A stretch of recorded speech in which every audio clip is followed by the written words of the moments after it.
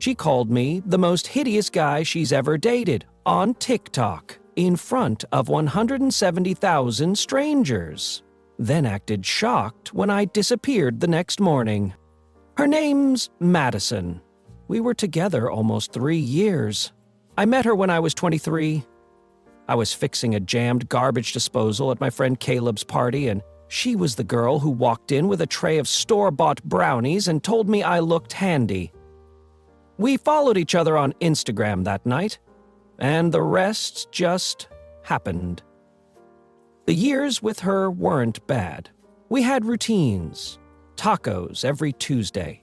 Her dad's house every other Sunday. Long weekend trips with her friends, most of whom I ended up liking. She always remembered my favorite coffee order and never rolled her eyes when I talked about video games. After dating someone who once said, "Emotional maturity is overrated," I thought I'd found something solid. Then came Tuesday. I was eating leftover pad thai at my desk when Caleb texted me. No explanation. Just a TikTok link and the words, "Watch this now." Caleb doesn't do drama. This was serious. So I clicked the link. There she was, Madison, at that dive bar she and her coworkers always went to after their Monday shifts. I recognized the busted Miller Lite sign in the background that flickered every 6 seconds. She was clearly tipsy, cheeks flushed, leaning hard into her friend Serena. Fine.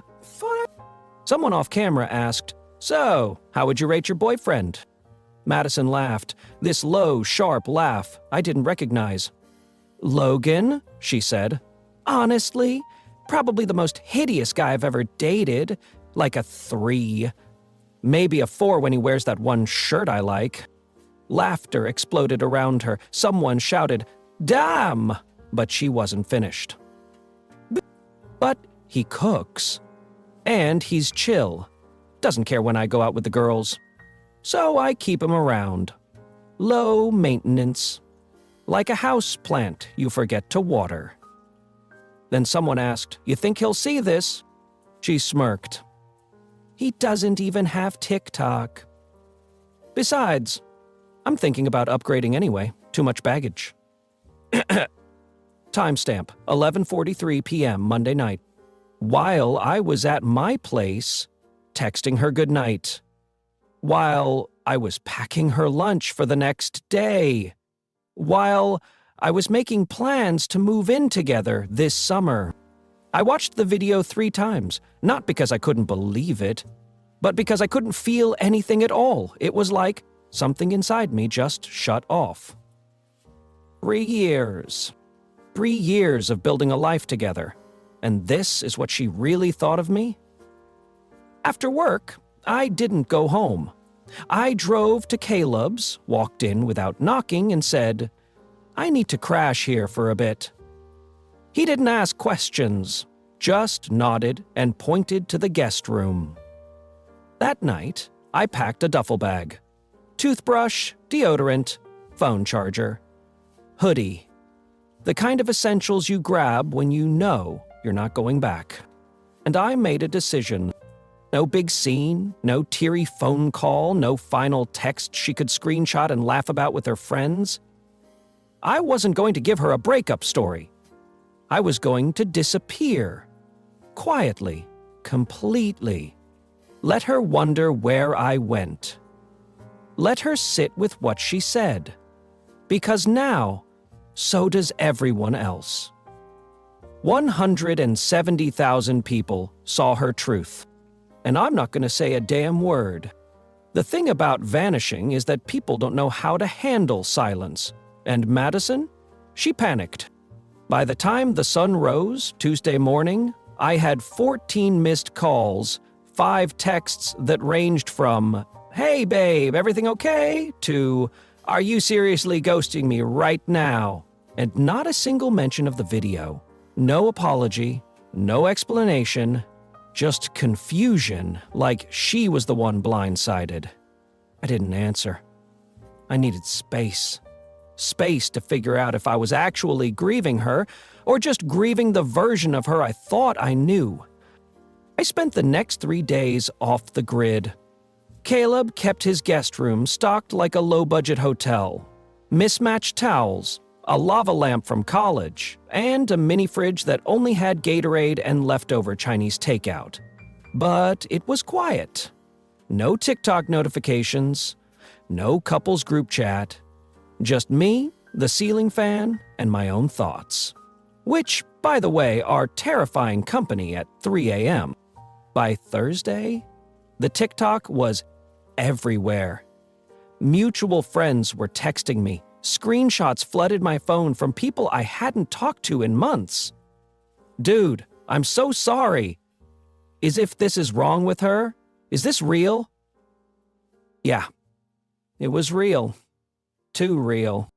Madison finally sent a wall of text around 10:42 p.m. Thursday night. I didn't even have to open it to know what it said. Something about being drunk. Peer pressure. Not meaning it. I skimmed just enough to catch the line. You know, I don't actually think you're ugly, right? Funny, because 170,000 people now had reason to believe otherwise. I still didn't respond.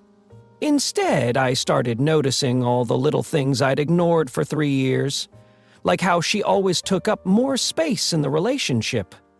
Her schedule mattered more. Her moods dictated the vibe. Her problems were front and center, while mine were a bit much, or not that deep. I remember once I told her I was thinking about going back to school, maybe getting a master's. She laughed and said, "Babe, you hate homework."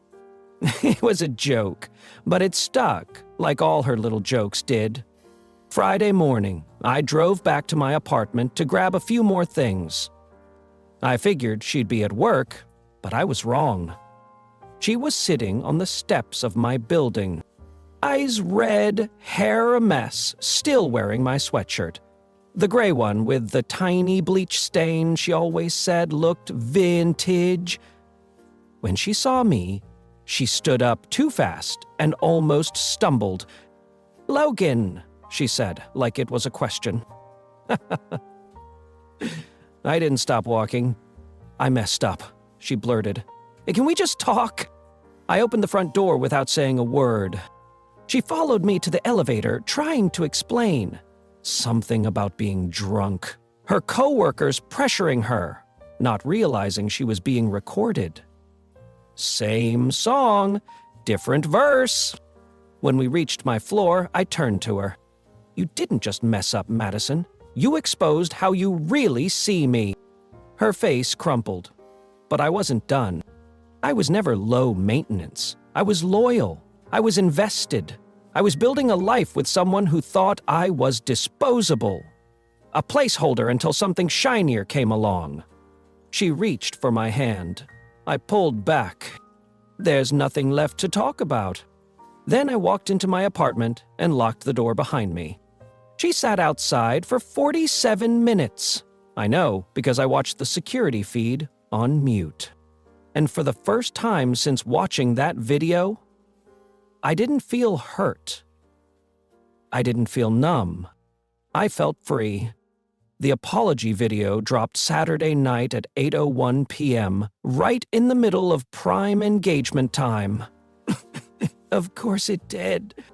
It was Madison, alone in her car, lit by the dome light, and maybe a ring light because, let's be honest, the framing was too perfect to be spontaneous. Her voice was soft. Eyes glossy. That fake trembling breath people do when they want to seem more emotional than they are. "I just want to say I'm sorry," she began, staring directly into the camera like she was auditioning for sympathy. "What I said about Logan was hurtful and untrue. I was drunk. I didn't mean it. He's actually one of the kindest, most supportive people I've ever known." My phone started buzzing almost instantly. Friends. Acquaintances. Even a cousin I hadn't heard from since my high school graduation. All sending the same thing. "Have you seen this?" Yeah, I saw it, and all I could think was, it's amazing how people will do anything to clean up their image, as long as it still puts them in the center of the story. What bothered me most wasn't that she was apologizing, it was that she tagged me. Tagging me meant she wanted a reaction. She wanted validation. A response she could screenshot and share. A reconciliation arc for the followers. I didn't give it to her. Instead, I spent that night doing something small but significant. I took down every picture of us in my apartment. The ones from our trip to Portland, her birthday dinner, the one from my friend's wedding where she'd said we looked like a magazine couple, all of them went into a shoebox I shoved into the back of my closet. Then I turned off my phone. By Sunday morning, the video had racked up 60K likes. The comments were a split screen of chaos, half of them praising her for taking accountability and calling her so brave. The other half dragging her for making a public mess and then crying on camera like she was the victim. I didn't say a word. Silence, it turns out, is louder than anything she posted. Later that afternoon, I went to see my sister Leia. She took one look at me and said, "You look like you've been through a tornado and decided to plant a garden in the wreckage." We talked for hours. I told her everything. The video, the apology, how I was more angry now than sad, how I felt stupid for not seeing it sooner, for thinking what we had was real. Leah didn't try to fix it, she just listened, then handed me a cup of tea and said, "Sometimes love blinds you. Not because you're naive, but because you believe in people too much." That hit. That night, I went back home and opened my laptop. I'd been sitting on a job application for weeks, a position at a nonprofit I'd always admired, but never had the guts to apply for. Madison once told me it was cute. I wanted to do something meaningful, but maybe I should stick to something more stable. I finished the application in one sitting, wrote the cover letter, attached my resume, hit send. I felt lighter than I had in months. And as if the universe wanted to test my resolve, at 11:39 p.m., my phone buzzed. A new number. "Logan, it's me. Please don't block this one. Just tell me. Did any of it mean anything to you?" I stared at it for a long time. 3 years. 3 years of showing up, of compromising, of thinking we were building something. And in the end, she treated me like background noise in her own highlight reel. I didn't respond. He just blocked the number and went to bed. And for the first time in weeks, I slept straight through the night. Monday morning, I finally stepped back into my routine. Coffee from the corner shop, that barista who always spells my name Login with an E, the quiet buzz of a normal day. For the first time, it didn't feel like I was pretending to be okay. I actually was okay. Or at least getting there. But peace, I've learned, has a short shelf life when your ex is a professional victim. Around noon, I got a call from my friend Ben. "Dude, you need to check Madison's TikTok right now." My stomach dropped. I opened the app, half expecting another teary-eyed apology, but it was worse. It was a vlog-style storytime video, captioned, "Why I Had to Walk Away from Someone I Love." The audacity. She talked about how toxic our relationship had become, how she lost herself trying to make things work. Said I was controlling, emotionally unavailable, that she tried everything, but in the end, I just didn't want to grow with her. She didn't name me directly, but everyone knew, and she tagged the location as my neighborhood cafe. Real subtle. The comments were flooding in, people consoling her, cheering her on, calling her so strong for leaving. I didn't say a word. I didn't post. I didn't comment. But I did send a screenshot to my sister Leah, who called within 2 minutes. She wants a reaction, Logan. Don't give it to her. I wasn't planning on it, I said, but inside, I felt like screaming. I spent the next few hours going back and forth between anger and disbelief. Was she rewriting the entire relationship just to come out looking like the victim? Apparently so. But something shifted in me that afternoon. I stopped thinking about what Madison had done to me and started focusing on what I wanted to do for me. So I made a list. Join the gym. Sign up for that photography class I've been eyeing. Take a trip anywhere that doesn't remind me of her. Reclaim my space. By evening, I'd already crossed off 2. Found a local kickboxing class, thanks to Leah, and booked a weekend cabin upstate. Solo. Then I spent the night clearing out my apartment. Everything that reminded me of her. The mug she left behind, the throw blanket she picked out, the photo booth strip tucked behind my mirror. Gone. Bagged up, boxed, donated, or trashed. It wasn't about bitterness, it was about space. Around midnight, I got one more message. This time from Madison's best friend, Haley. Hey, I don't want to get involved, but you should know Madison's not doing great. She's saying you're punishing her, that you're turning people against her. I stared at the message for a full minute. I hadn't said a word about her publicly.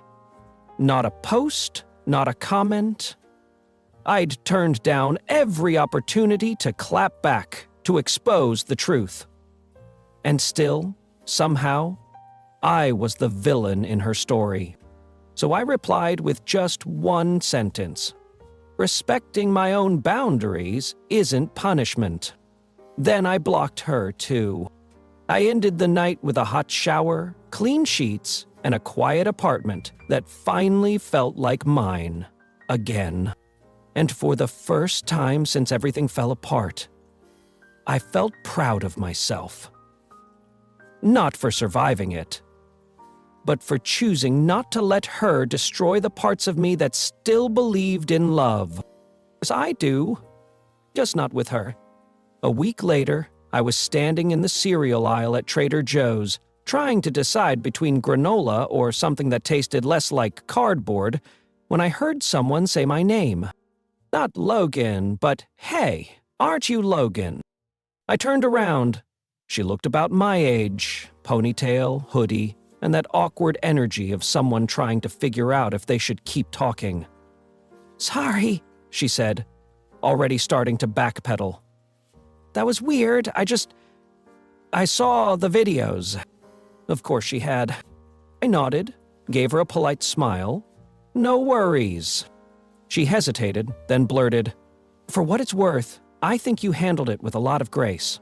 Like, seriously. Most people would have gone full scorched earth. I thanked her, tossed the damn granola into my cart, and made a quick exit. But the encounter stuck with me. Somehow, my private heartbreak had become public currency.